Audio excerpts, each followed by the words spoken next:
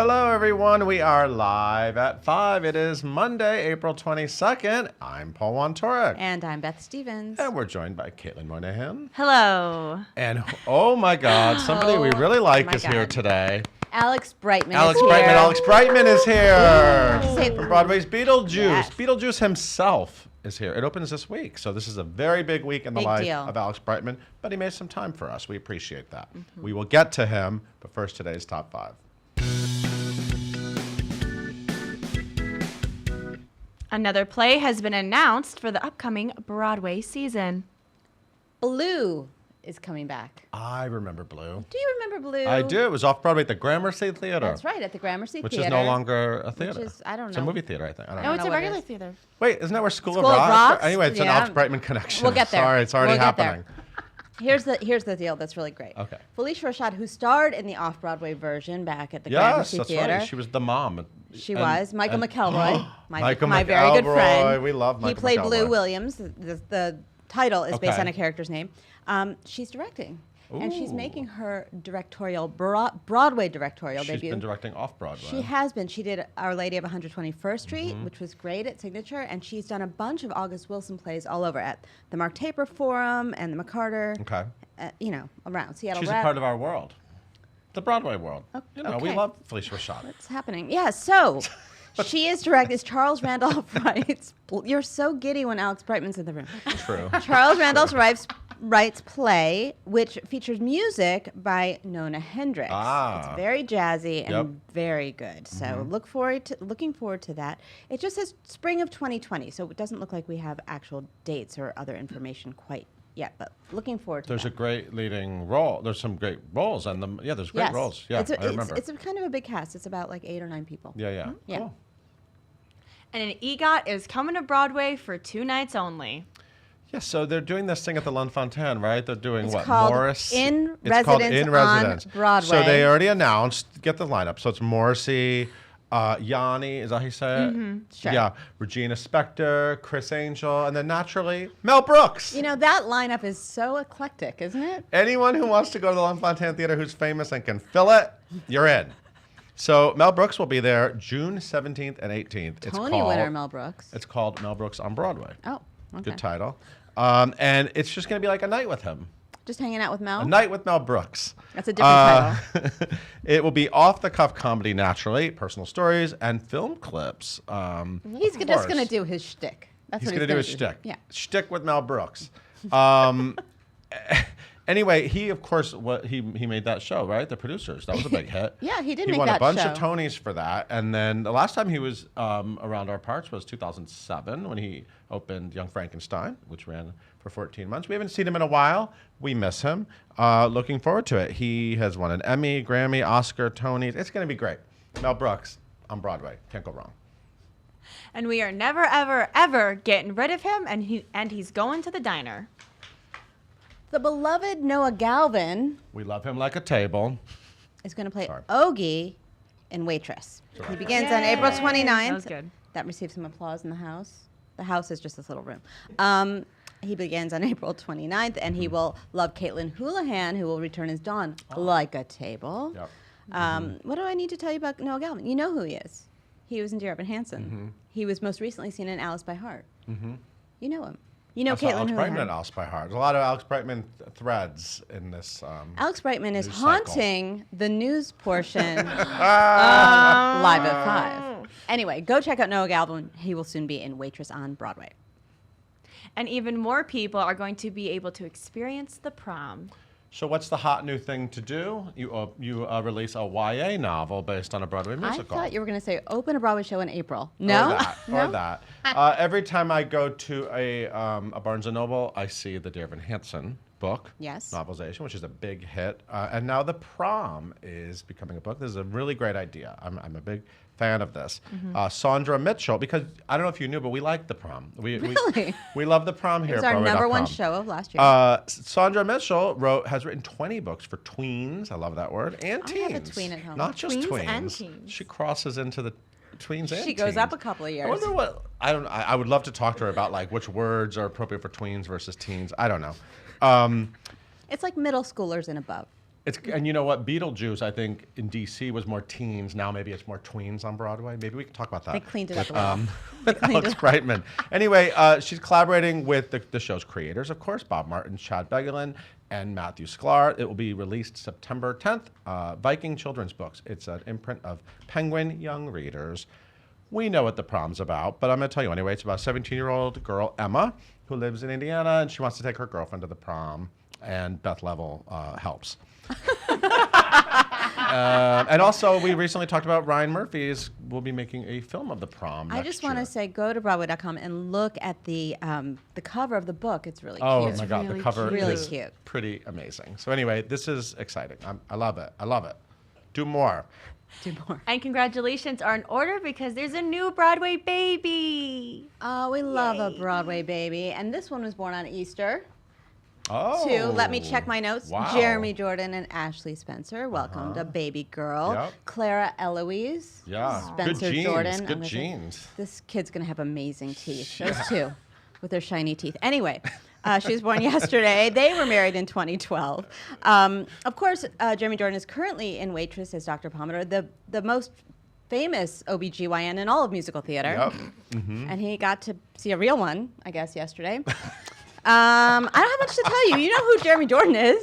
You know who Ashley Spencer is. She's also a Broadway star. And there you go. Congrats. Oh, also on the site, the Citizens of Mockingbird I series love we've been this. doing for all the stars of To Kill a Mockingbird. That rolled out over the weekend with LaTanya Richardson Jackson, who will be here tomorrow Love for her Live at so 5. much. Neil Huff, Aaron Wilhelmy. Is my saying her name? Wilhelmy. Wilhelmy. And more of those are coming. And then opening night coverage of Gary, Opened last night. Nathan Lane's new hit on Broadway. What else? Oh, an Happy- exclusive photo of Book of Mormon. The current we don't get many photos of Book We've of Mormon. had 4 pictures So of this Book is of a big Mormon for deal. many years. They release like one photo every 5 years. So it's out. And you can look at it on the site and it looks just like the older one. Happy opening night. But it's great because Dave Thomas Brown we're gonna and see that. Destiny Ray and Cody Jameson Strand, who was here, are all in the photo. And it's, hey, Annette Bening, Broadway debut? Annette Bening? No, I don't think it's for debut. I don't Welcome know. to Broadway. And Tracy Letts and Arthur Miller. Benjamin Walker. Who Ben won't be there, Walker. but the estate will, and it's fantastic.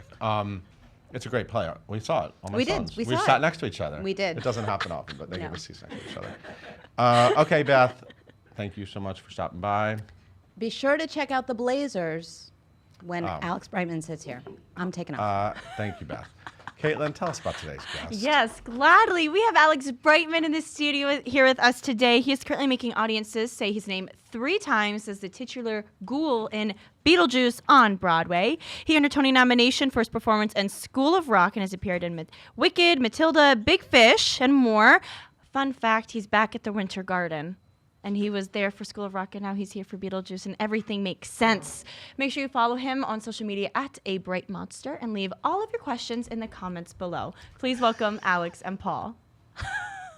Hello, Hey, sir. everybody. Oh, thank you, Caitlin. Thank you. We did not call each other. Nope. This Maybe. just happened. This just happened. I We're- walked in. He walked in. We're also wearing the same color pants. But We you can't are. see that. Actually, Yes. neither of us are wearing pants. That's right. I just want to That's say, right, Paul. Alex, thank you. You know, this is opening week. Yes. A lot of actors are very sensitive about doing anything in the days leading That's right. up to opening. I'll name So names. I really appreciate that you're here. Oh, it's my because- pleasure. Yeah, I love it. Yeah, I wouldn't be anywhere without people that liked what I did. So why deprive people of any of this anyway? I love it. Yeah. And how Hey, are everybody. You seem like you're having a blast. Again, no, I love you. Used to be a guy who would take small roles on Broadway, or maybe even cover roles and Still would. standby roles. Now you will only headline the Winter Garden Theater. And that's it, above baby. the title at the most famous theater on Broadway. That's it. Well, it's not above the title, but I am the title. But yeah, this is they said they're going to name the theater after me after I do my 3rd show there. Great. Which is You going got to that just in be the contract. Yeah, and we know what it is. Can I announce it? Oh, Is that okay? Yeah. It would be kind of an exclusive, right? They're doing another production of Wicked in the Winter Garden because it's so popular. Fantastic. And I'll be playing a lot of the different roles, kind of cycling in and out. It's my residence, actually. It's in residence. Wonderful. At the Congrats. They're calling it the new Gershwin. Oh, okay, Yeah. great. Yeah, cool. So you know, it's like Laurie Metcalf. Laurie Metcalf, does a play every year That's now, right. and there'll be a new Alex Brightman show at the formerly known as the Winter Garden. At the Winter Brightman. She's having a heart attack over there. You are back at the Winter Garden where you had your huge smash success in School of Rock. Yeah, That was a big moment for you. It was a crazy time. Yeah. That I still, when I think about it, it's crazier the more I think about it. How crazy it happened, how crazy it all took place, how it fundamentally changed my entire life and career. Because when you're in the moment, you're just doing it, and then and I really try to do that. Actually, Yeah. the thing I think it's very hard to do is to be very present. But I think I'm very good at being present. I think it's a testament of like all the improv teachers I had just to stay in the moment rather than try to think about what's next. And so thinking back on it actually is fun because there's new memories I forgot I had logged, and to come up to chat with you here, it's bringing them up because I remember I chatted with you during the show people thing. Yes. And that was one of my favorite things I've done. Show people thing is what it's called. The show people thing. Yeah, it was amazing. I had a lot of fun and a lot of cool experiences, and already some new experiences with Beetlejuice on a different level, and it's been so much fun. Are you in the same dressing room? Same dressing room. Okay. Same dresser. Hi, Keith. Oh. He doesn't live there. I know Keith. He doesn't live in that theater. No, He no. moves to other places, but he just came for you. Yes, and That's I wouldn't nice. do it without him. And a lot of the same backstage crew. So it was really weird. It was like the same shell, and just the meat was different. Everything else inside is changed. But You were the missing element, though. You're back. I love being back. Team is And back. also some of the guys backstage were like, they came up to me secretly during tech and like, we're so glad we don't have to watch our mouths around any kids anymore. Because during School of Rock they had to School of say Rock like kids, yeah. shoot and gosh Yeah. darn, and so Yeah. now it's now it's filthy. Yes, it's pure So filth. this is a topic. So this is a topic, actually. Okay. Because I saw this show in Washington, D.C. Yes, and thank you. At the National Theater. And before I saw it, people said, "Oh my God, wait till you see. It's really filthy." Yeah. And I thought, it's not going to be that filthy.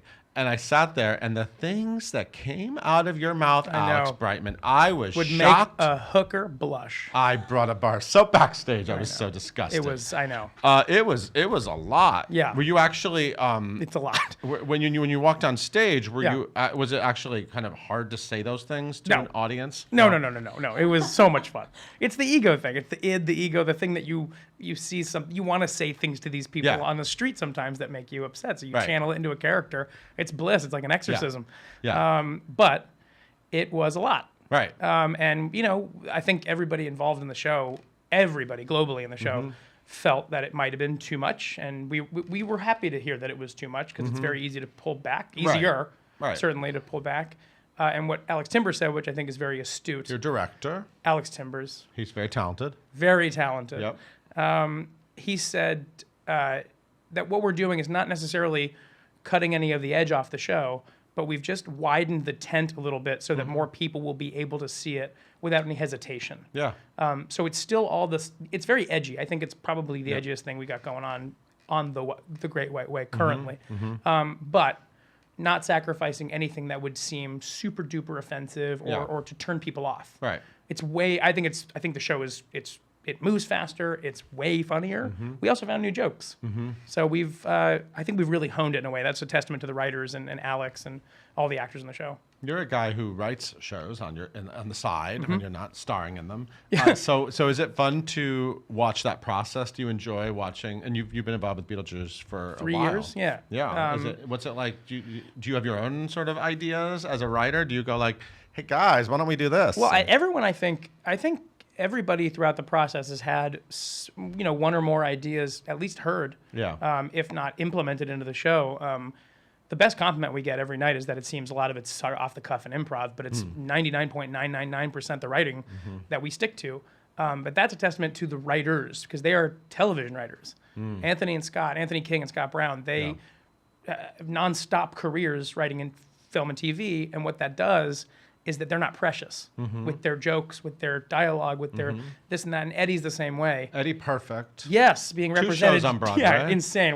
He came out like you're right, I didn't know who he was. Yeah, now what a way to make a Broadway debut. debut. 2 huge shows. King Kong show. That's right. 2 monster shows. Kind of cool. 2 monster shows. But what's great, You and King Kong. It's you and King Kong. but can I say something? I loved King Kong. Me too. I had the best time at King Kong. Me too. That's side You note. don't have to sell me. Oh, I know, but I wanted to say it on a public platform. I loved it. Yeah. But what's great at being a writer is that you sort of see where they're going. You see the cuts and sort of see what the end game is.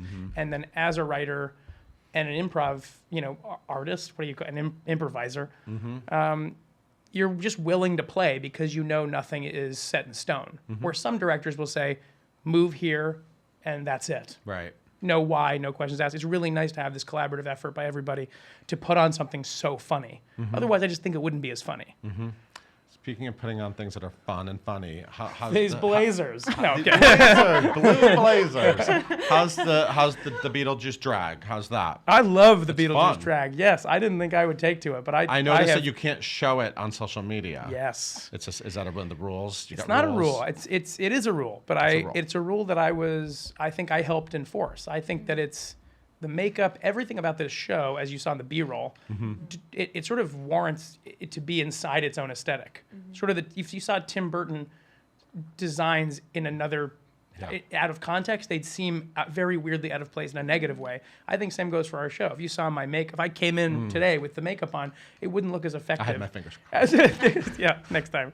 That would be insane. But it actually, one of my favorite things about the show is it captures that Tim Burton world. Totally. Beautiful. And actually, David Corns, who built this set. He did? Yes, this is the David What Corns is he set. not working on? So maybe you should have had a look fit this What aesthetic. is David he Corns not should have designed working a on? look that. Anyway, yeah, this is the set designer of Beat. It's different. It's different. it's very different.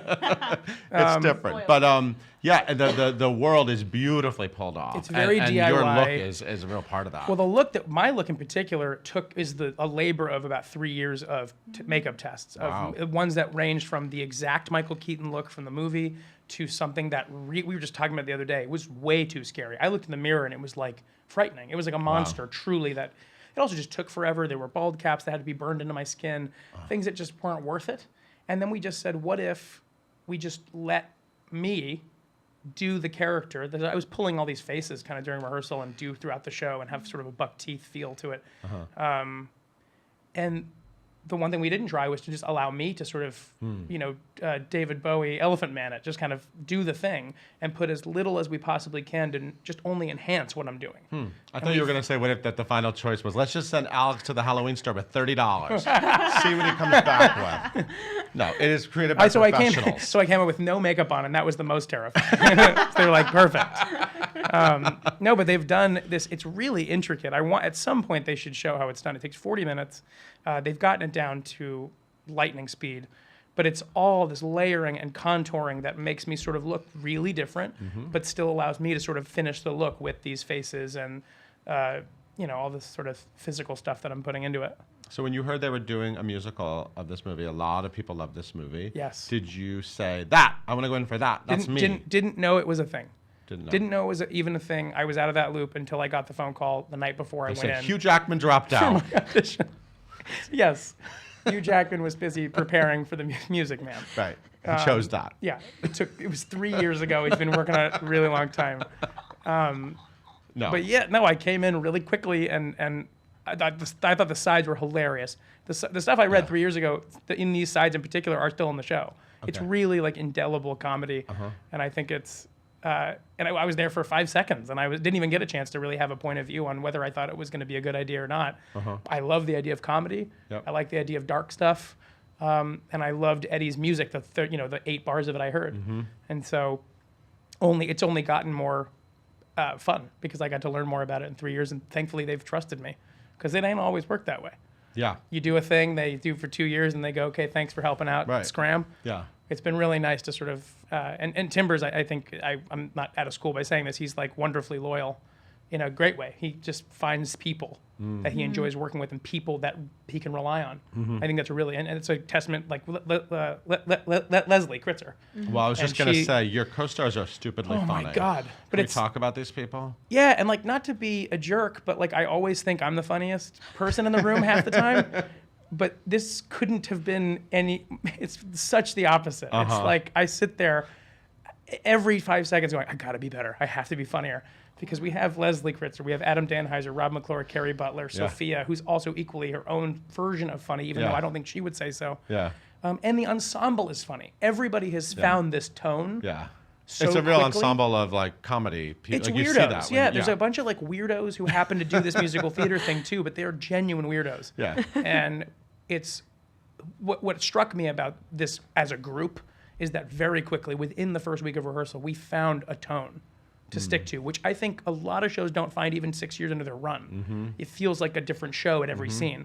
But our ensemble dances in a way that is this tone. Everybody is on the same page, which I think is resonating with the audiences, who have also, by the way, whoever's seen the show, they have been nuts. Well, wait a minute. I mean, you're across the street from our office. Yeah. And I see them on the I mean, the audiences are losing. Crazy. They're going in there really ready for a party, and you must feel it from the minute. I mean, there's also a great atmosphere when you walk into the theater. Yeah, that's really it's a fun. really cool world. But we have, people have said certain things like, it feels like you just lock the doors and we have a party for 2.5 hours, or we lock the doors and we're in the secret society that nobody knows about on Broadway for 2.5 hours. I like that. But the Someone- doors aren't locked. If there's an emergency, you No, can no, get no. out. It's Let's all be it's all clear. very safe. There are emergency exits, and We had two. So we had John Chu, the director of Crazy Rich Asians and the upcoming In the Heights. yes, in the Heights. And he said to Alex Timbers, this show is like the Deadpool of Broadway, which I totally, I completely agree with that. The I think Deadpool of I think it's a Broadway. really good way to sell it, Yeah. and I think it's in the best way it is. And Yeah. then Carter Bays, who, It's a little off, but it's off, but it's also self-effacing. It sort of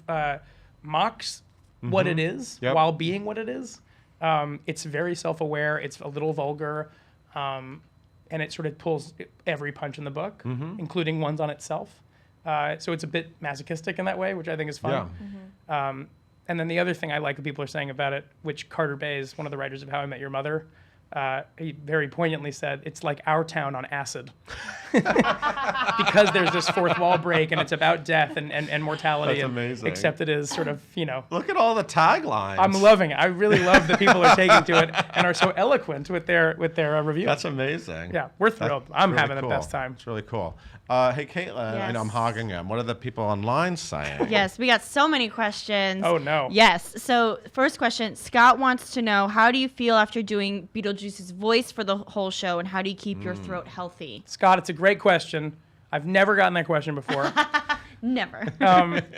So I'm doing my best to make sure this is widely known, that everybody who is slightly worried about my voice or has any concerns about what I'm doing being healthy, it is completely healthy and backed up by not only a vocal pathologist, a vocal coach, and an ear, nose, and throat doctor, but it was shown online. There's a video on my Twitter from the Weill Cornell Medical Institute of my vocal cords scoped through my nose. What? You can see me doing my actual voice and the Beetlejuice voice, and it's notated. It's to take you through why it's healthy. It's something that I won't bore you with, called ventricular fold phonation. Oh my God. And it means I'm not using all my vocal cords to vibrate. I'm using other things and things to rattle and shake around there, so that by the time the show's over, it's not strained. You can find it on my Twitter. It's kind of hard to find, but it's retweet it. I will. Pin I'll it. retweet it right after this. Yes. And you all can see it. I warn you, it's a tad bit gross, the video. What does that voice sound like? The what voice? The voice. The ventricular voice. So this is my real voice, and the other one, it's sort of so this is here. My vocal cords lie here, and above here, there's something that sort of vibrates on its own, and I can do sort of different things, like that. So I can go up here, or I could go down here, and we've honed it over the last number of years to make it its own thing. Whoa. It's sort of the idea. What I took from trying to find the voice was that, okay, this guy's a millennia old, so his throat's probably falling in on itself. Wow. So what would that feel like? And then how do we do it healthily? Wow. And also, he's like a channel changer. Incredible. He's like a channel changer, constantly changing channels. Yeah. So there are moments in the show where I pop out and I'm a British accent, and now I have a David Attenborough accent, and now I'm, a Valley girl, and Yeah. So we've established this cool rule that like Beetlejuice is everything and nothing all at the same time. So he has access to a millennia of, things like Rodney Dangerfield, and there's a lot of that imbued in my physicality. There's a lot of sort of old Borscht Belt comedian sort of physicality to him. So he's sort of always on. Yeah. Yeah. I love it. But that's the voice, and it's healthy, Scott. Okay. Yes. I promise you. I love it. We love a healthy voice. Yeah. So Broadway Shar, is your first name really Broadway? That'd be fun. She would like to know if you could play any other role in Beetlejuice besides your own. Which role would you like to play? Oh, that's a great question. I'd love to kind of see what the sandworm's all about. Like, there's so much prep that goes into it, and she's off on the side. It's a she, by the way. Good to know. Yep. No, I think I would probably want to try to play Adam Maitland. I'd probably want to try to take Rob's role. Yeah. Because what Rob is doing with something that it could be so normal and slightly boring, for lack of a better word, what Rob is doing with it, and Carrie, they're elevating these normal people in a show that is so abnormal that for them to hit the certain tone that we're doing is sort of this masterwork of straight man comedy that is unparalleled, in my opinion, the way they do it. Because I have the freedom to play something so wild. Yeah. They don't. They're very constrained by being humans. Yeah. So I think I'd want to give that a shot because I think it would be very difficult. I think more difficult than people give Rob and Carrie credit for. I don't know if you would be as adorable with Carrie Butler as Rob McClure They're is. so adorable. How cute are they? so When I cute. first saw them together, I was like, what? They function like a married couple too. It's hysterical. They're so great. That's and Rob amazing. also, it means a lot. I mean, they're both parents now. Rob Yeah. is a new dad, and so it's fun to watch the show hit Rob differently now that he has a kid. And Carrie's Wow. has too. You saw the before and the after. Yeah, and it's just really fun to watch how this hits people that are living that life. Wow. Cute. What else? We Final can do question. one last question. Okay. Sorry, everybody. I tend to ramble. No, ramble away. So Brooke wants to know who are your favorite comedians and like where do you find your influence in creating Beetlejuice? Oh, I listen to stand-up comedy before every show. I've listened to probably every album that's out there. Wow. My favorite comedians, the two parts of the question. Who's my favorite comedians currently? Yeah. I would say Chad Daniels, Tom Segura, John Mulaney, and probably Joe List. And then the people I'm imbuing, I tend to take weird things from other culture things for the characters to sort of see how they stick. And the one that stuck is Rodney Dangerfield. He just had this presence and sort of a Shecky Green that I sound like I'm 100 years old, but I love this stuff.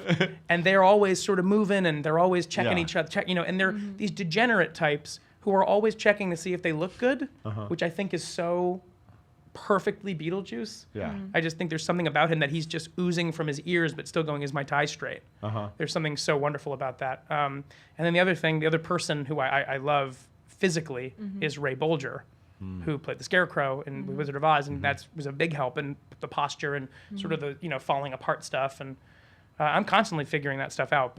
And I'd say George Carlin probably just for how his hard-nosed point of view about having gripes and grievances. Yeah. Yeah. Love that. I love hearing all of that. A lot of times people who don't know much about theater or about Broadway, when they hear about something like they made Beetlejuice from a movie into a musical, they just assume that like you went home and like watched the movie and then went on stage. And, But like it's so interesting to think about all the layers and all the work that goes into like And really creating on everybody's part. I mean, the spot ops have their homework to do, and so everybody is working towards this really common goal to do what I think is a good version of an adaptation, which is that we have a point of view. Yeah. We're not just doing the movie on stage. We're taking a complete hard right and having a take on it. Using the story of Beetlejuice to have a take on what's going on now. Yeah. I think that is what theater is. It shows a mirror to the audience.